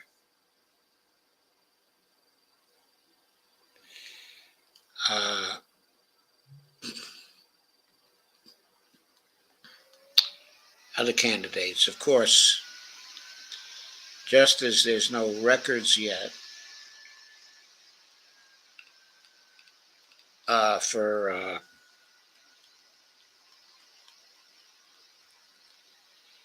Cornel West, there's also no data for Jill Stein, whose candidacy is even later. There's also no data for Dean Phillips. Now, Dean Phillips is a very rich man. I forget if he's a billionaire, but I know he's a very rich man. Okay, I remember that. But whether his fortune is in the hundreds of millions or whether he's a small billionaire, I don't know. at this point, but we don't have any contribution figures from him. Okay, in any case, I would guess he's spending some of his own money to start off his campaign and really hasn't started working on the small dollar donations yet.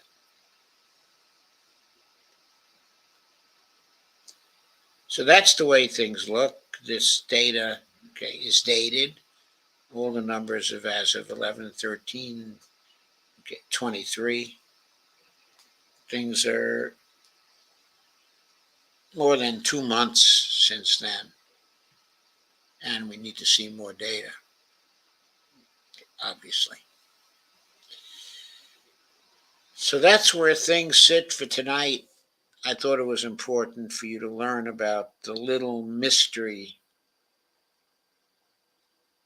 in Bobby Kennedy's campaign, the mystery of where that money is coming from in the 2 zip codes. I think that might be important to find out. So if anybody has any insights about that, please let me know.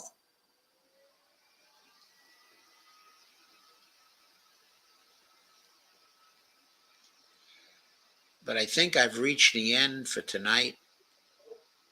Okay. Next week, I may cover the California Senate race. Or I may not. It depends on what's happening. Yeah, it depends on how the week's going. Okay, inside of the dump the corruption area. Mm-hmm.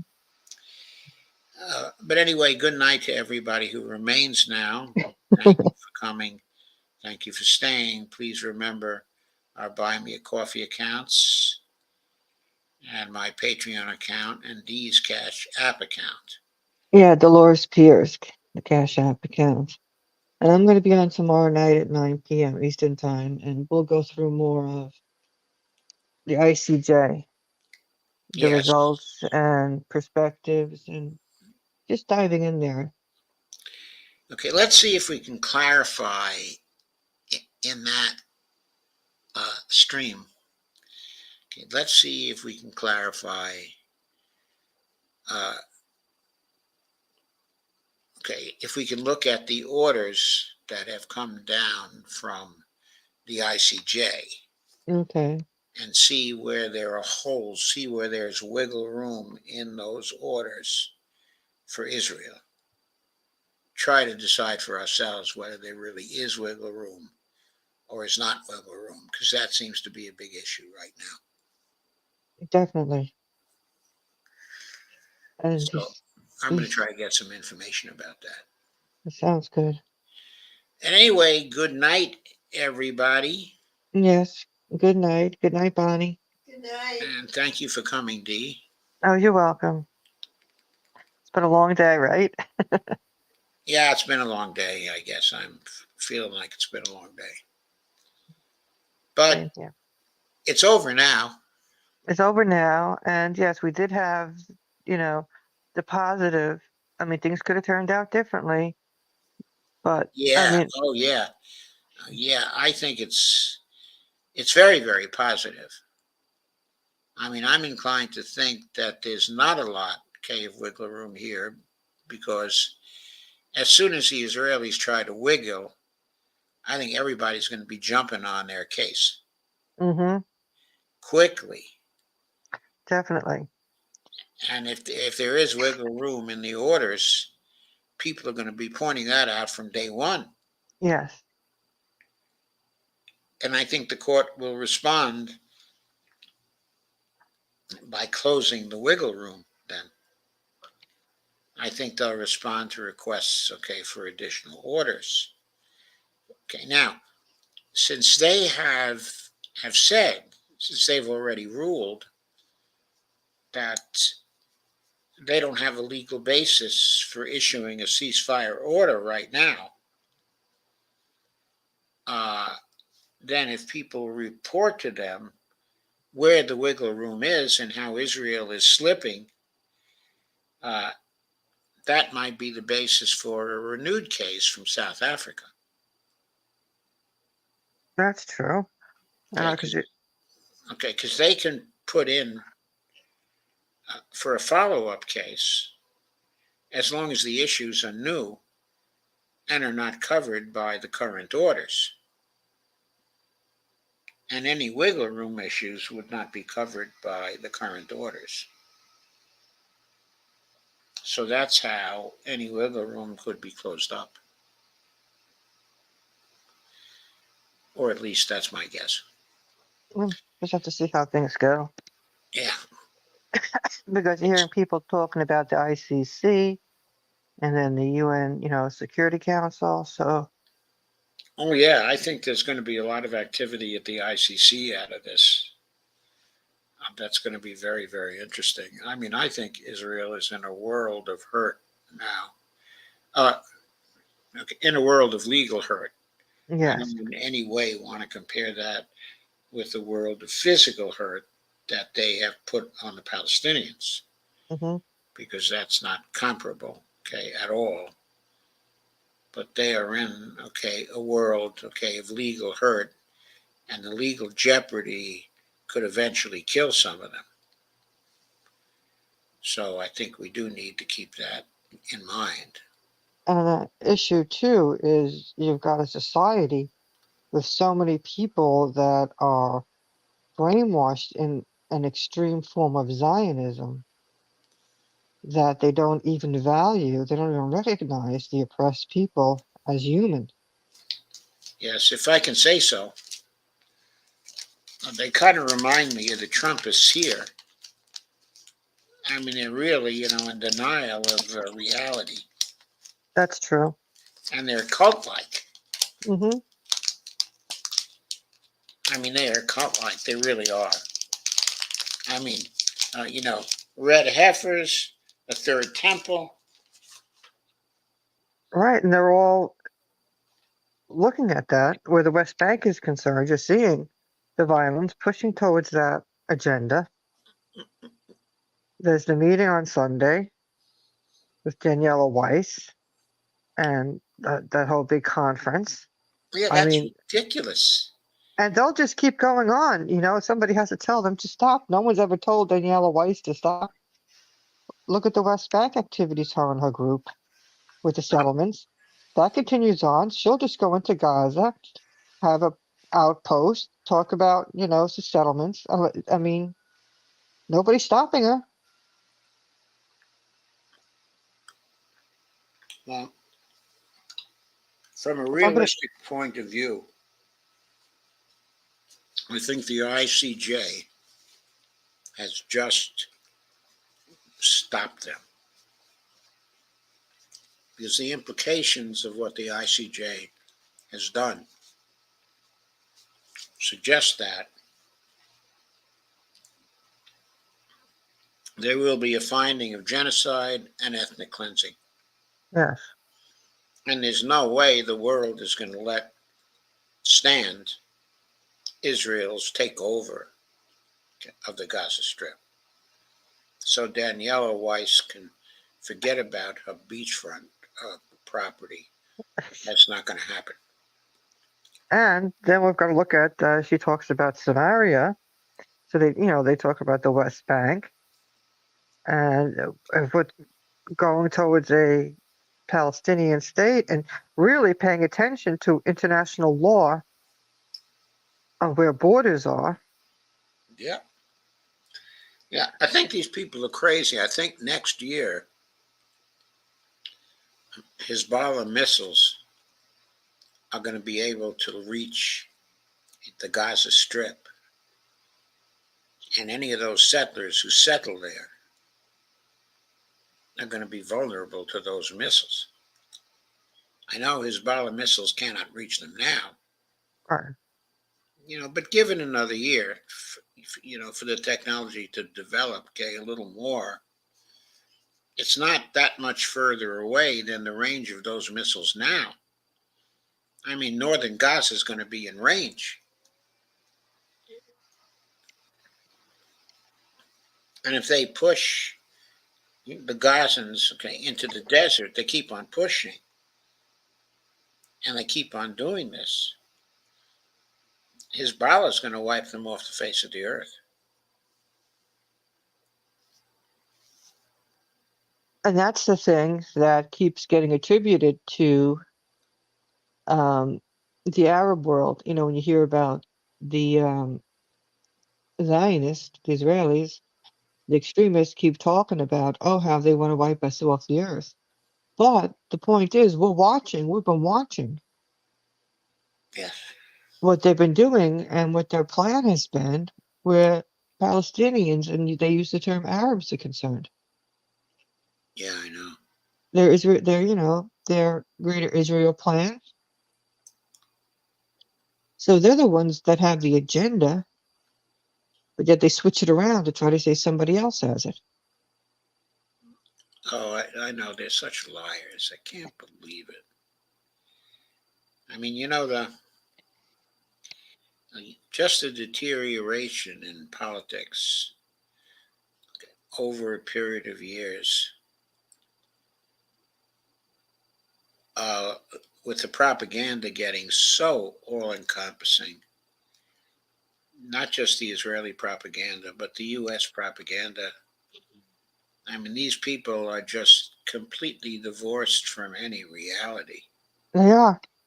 and they're lying every goddamn day, and they don't care that they're lying. They have no honor left. No, they don't. And Trump, he's promised them a third temple. Yeah, It's, it's crazy.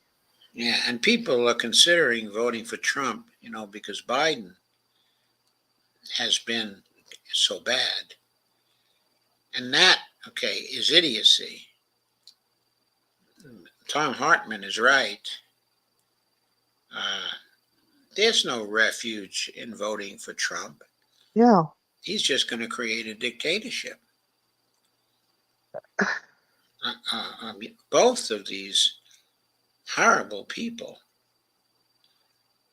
have to be kicked out. definitely. And it's how do you wake up the world? We've been trying. You've been You're right. trying with the come to corruption, and And any other horrible people like Nikki Haley, you can already see Nikki Haley is a horrible person.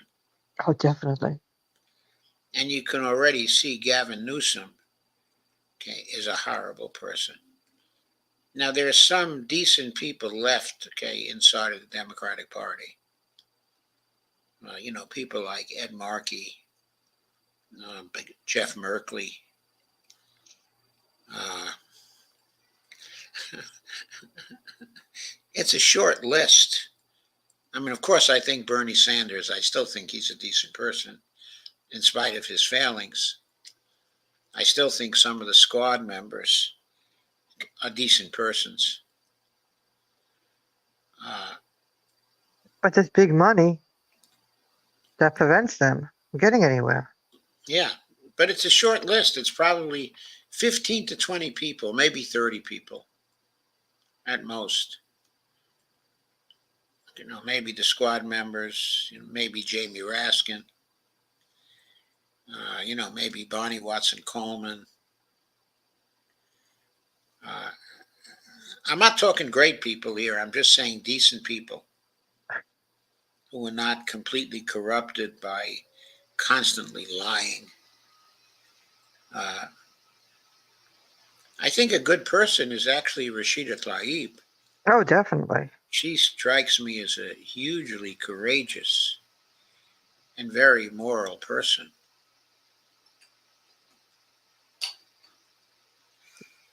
Anyway, Anyway, just the money has to get out of the politics. That's the major issue. They're all beholden to their donors. yeah, I know, but we can't seem to get it started.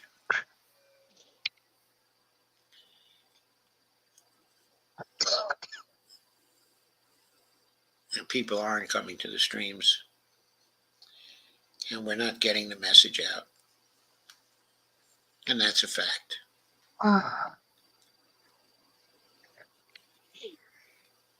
So we just got to live with the facts and keep on trying. That's about it. Just keep on trying and, keep on, well, I haven't been able to really get the shows out, but keep sharing the shows. I share as much as I can but then again, especially Facebook likes to put its limits every now and then, so you just have to do things how you can. Yeah. I found that very interesting this morning how I tried to, share from YouTube onto my timeline and it wouldn't let it go. And I Oh, hadn't so shared you couldn't. previously. So you couldn't share to your timeline on Facebook. I couldn't put the 8 o'clock show this morning onto my timeline. I had it listed from yesterday. I did put it up yesterday. So I was, people did know the show was going on, but I wanted to additionally put it up again. And Facebook wasn't having it. No, I just went to my uh, uh, my notifications page on Twitter, and Twitter had, I guess it's an ad for Live on X, and they were featuring Sabby Sabs.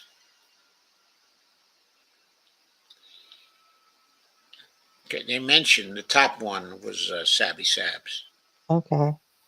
which of course doesn't surprise me at all. But they had Empowering Democracy right under Sabby Sabs. Okay. And there were only two things that were mentioned.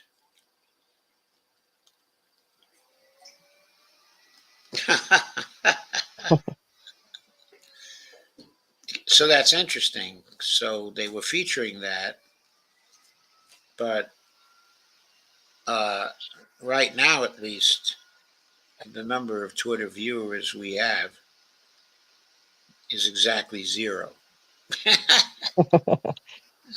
But later on, you may see there's more comes later on.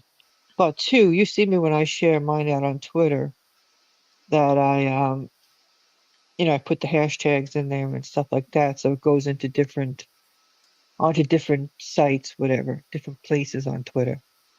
Yeah, I'm trying whatever I can. You just don't know when it's gonna get picked up and what people are looking at, and also they have their kind of thing going on too. It's hard to get people to see everything. There's so many people posting all the time too. So for people actually to see your stuff. yeah. Anyway, Okay. Well, you're have a nice. tired. I'm tired. So good night, Exactly. and I'll see you tomorrow night. Yes. Good night. See you tomorrow. Okay.